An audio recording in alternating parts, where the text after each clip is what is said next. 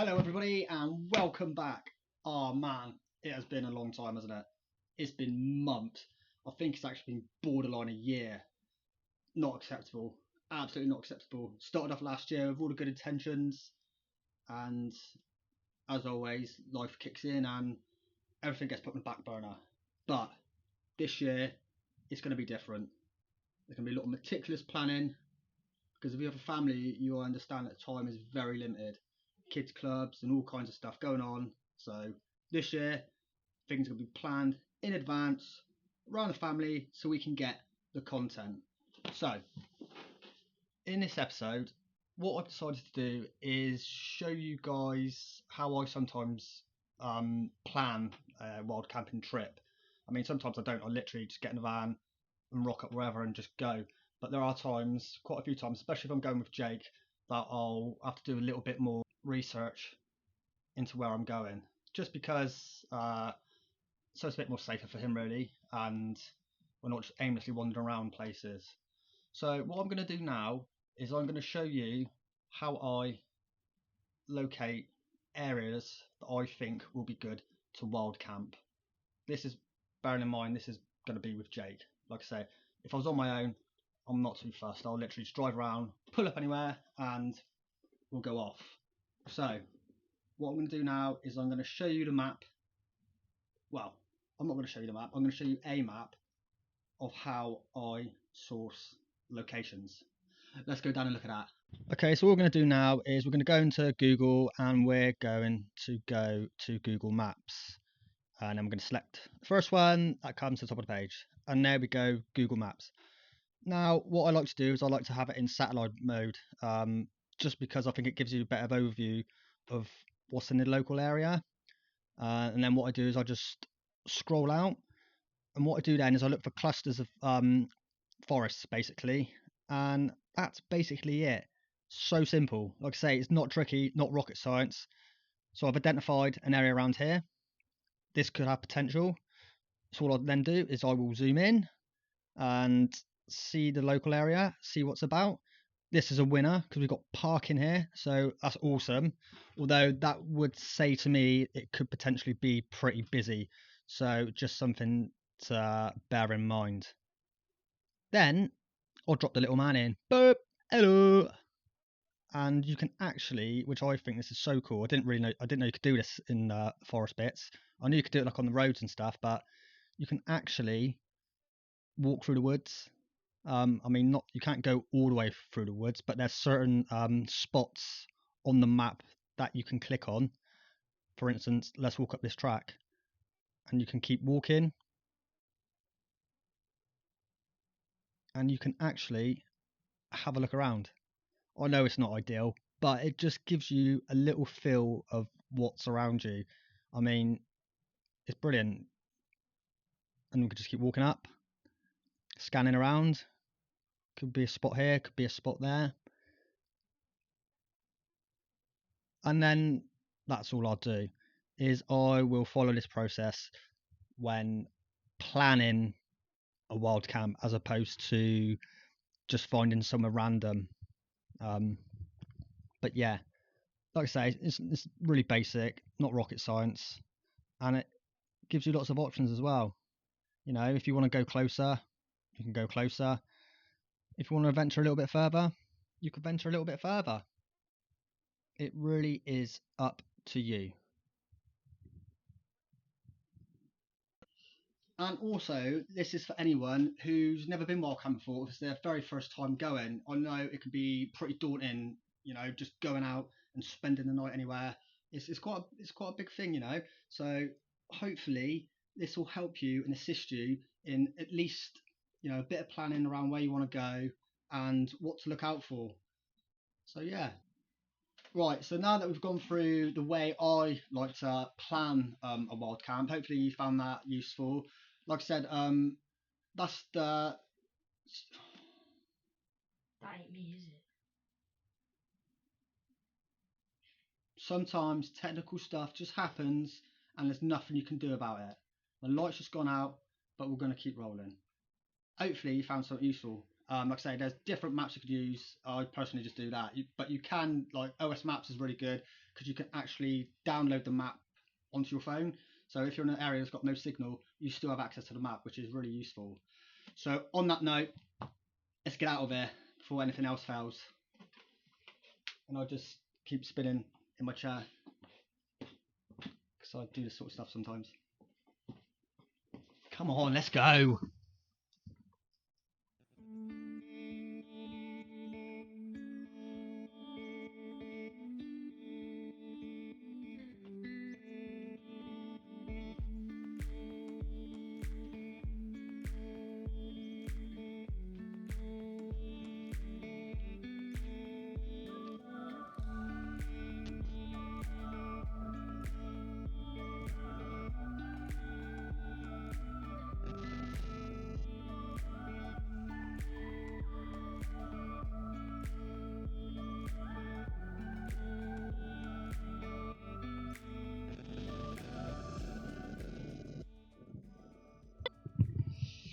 Okay, so here we are at a predetermined location that we decided earlier on one of the maps that we looked at.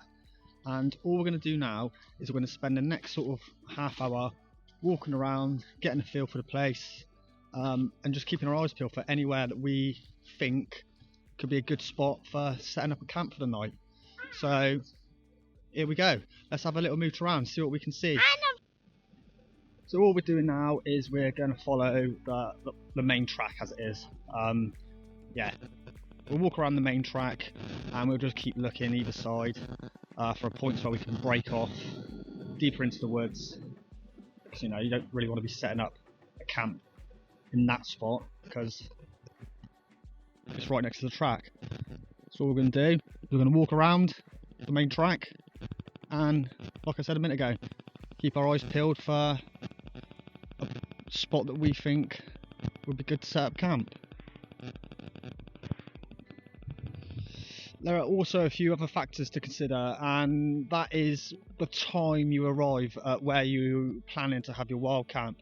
I mean, the standard rule of thumb is arrive late, leave early. But that's not to say you can't come to the place where you want to camp and spend time there before you then set up your camp.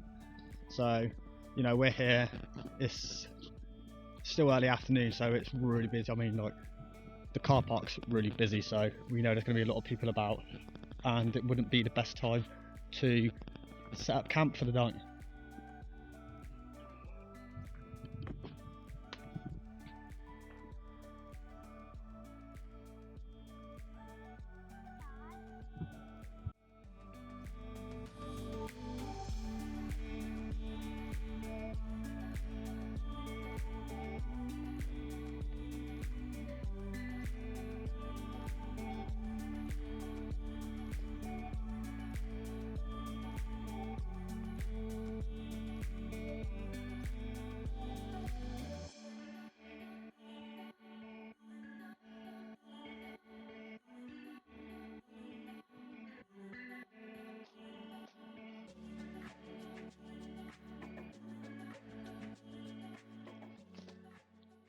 Okay, so other aspects to take into consideration are the time of year that you're going to come and doing it. Right now it is December 29th, so it's the winter time and it is bleak. I mean, just having a little pan around there.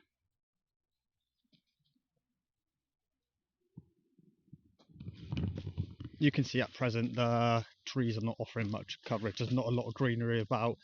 So finding that spot where you're out of sight is going to be that little bit more challenging. Whereas you come to spring, summertime, the forest is green, it's alive, and there's a lot more ways to conceal yourself whilst doing it. So yeah, another point of note, time of year.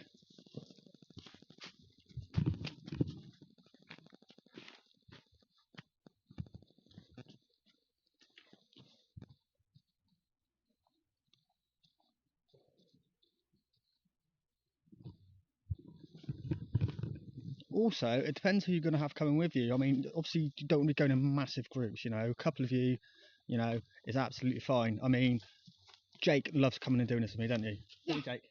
Yeah, I love it. Yeah. So coming out and camping this time of year with Jake is not ideal because it's way too cold for him, you know, and I don't want him to not enjoy doing this sort of stuff because he won't. You know, that one time you get cold, wet, you think, nah, this is not for me. Whereas me, I'll quite happily come out here and stay out on my own, and, you know, I'm a bit more used to these sort of environments, so it's easier for me to bear than little Jakester here. Yeah, little me. Yeah, you don't want to get cold, mate, do you? No. It'd be no fun for anyone. No. But last time we went in like warm, didn't we? We did. It was nice and warm the last time we come out, wasn't it? Yeah, and we decided to come with. Decided to ask him if he wanted to come camping with us overnight. In the hot. Well, it wasn't that hot. It was a bit cold, but we still managed to sleep overnight.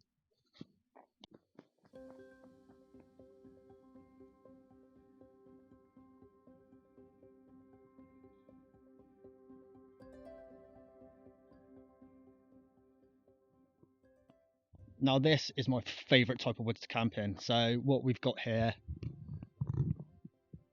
are your pine trees, evergreens, whatever you want to call them. I don't know the correct term or type of tree it is. Like I said, don't really know much about that sort of stuff, but it doesn't matter. We can always learn. But yeah, they will offer you all year round coverage from the elements. So walking into here now, compared to where we've just come from, it is so much drier. We've got more cover from the elements, and this to me would look like a good spot. There's just a few things we need to check. Like say, we've just come through the main path into it, so we need to see how far in we can go without being seen. Not that it all depends, because some people could get funny with you. Generally, I've never had any problems. Touch wood, haha. But yeah, it all depends. And this is stuff that you don't like to see. Look at that. Someone's obviously coming here, had a fire, no consideration for anything, and just left burnt wood.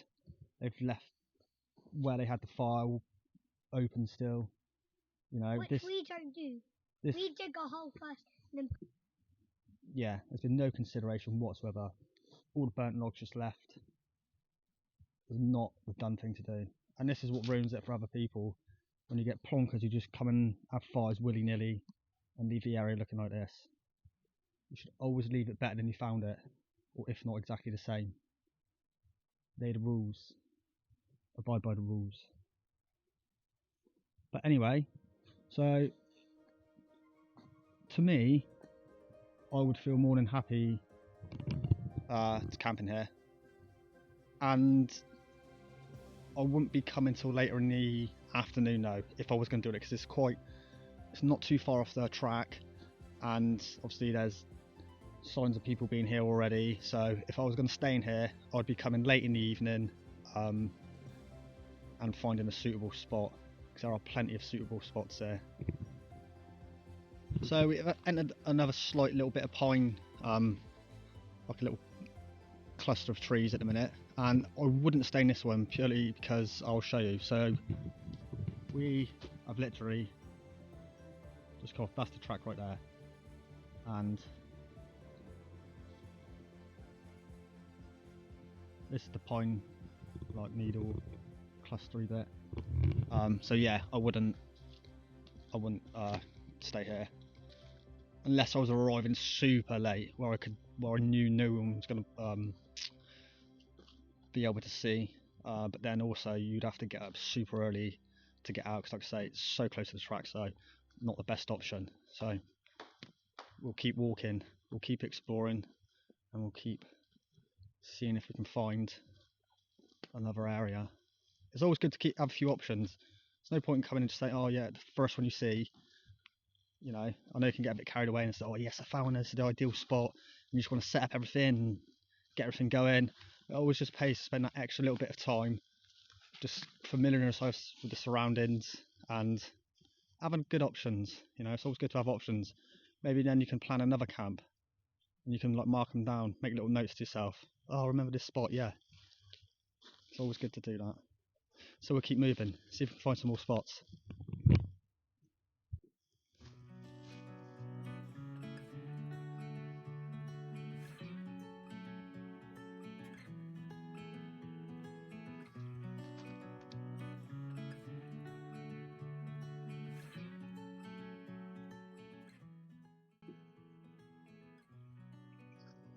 these, if you come across these, are always really handy to take and just keep in your bag or in like a little kindling or fire starting kit, because they make good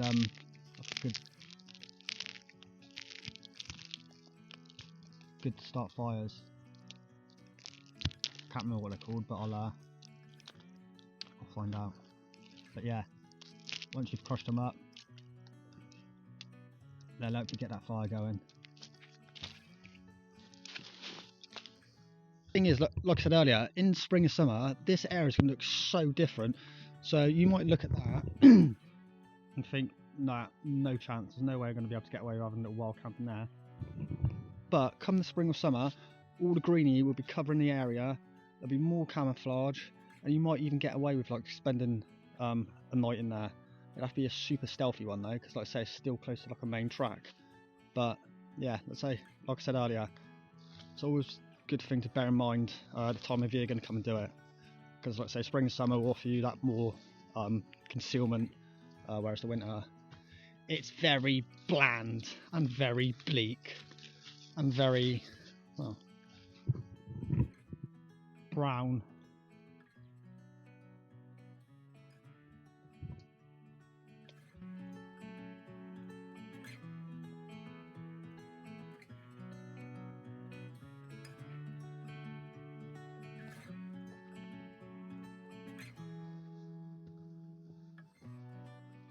See behind me is opened up quite a bit now, so this little area wouldn't be any good because not really much coverage here, and it's right next to the track.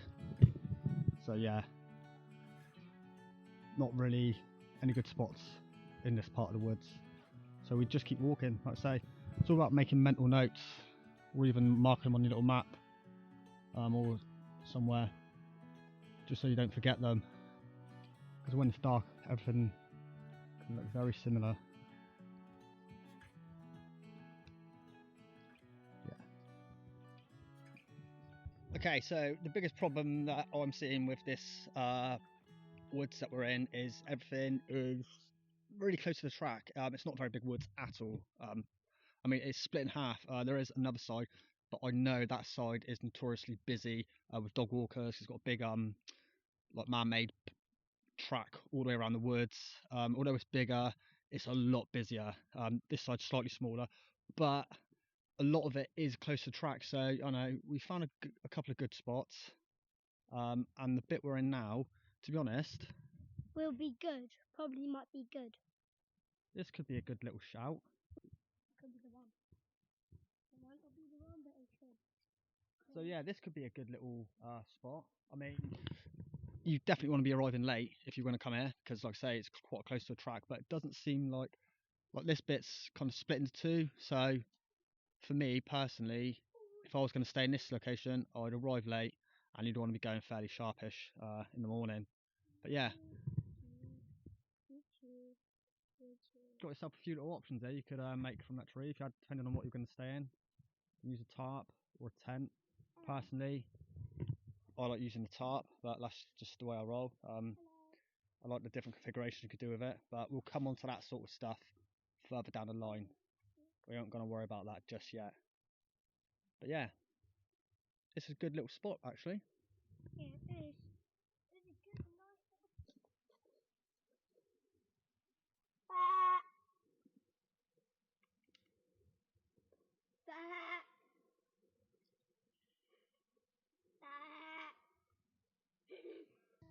One thing that I did forget to mention, especially if you're camping in woodland areas or in forests, is to have a look at the trees around you. You want to make sure that they look strong and healthy. I mean, as I've been walking around, there's been a lot of fallen trees, so just bear that in mind when you're placing your tent, pitching up your tarp.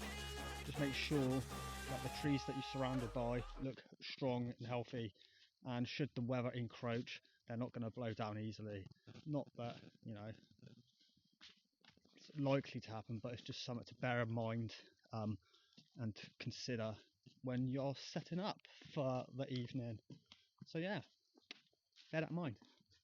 Don't want to get squashed. Well, that would be tragic.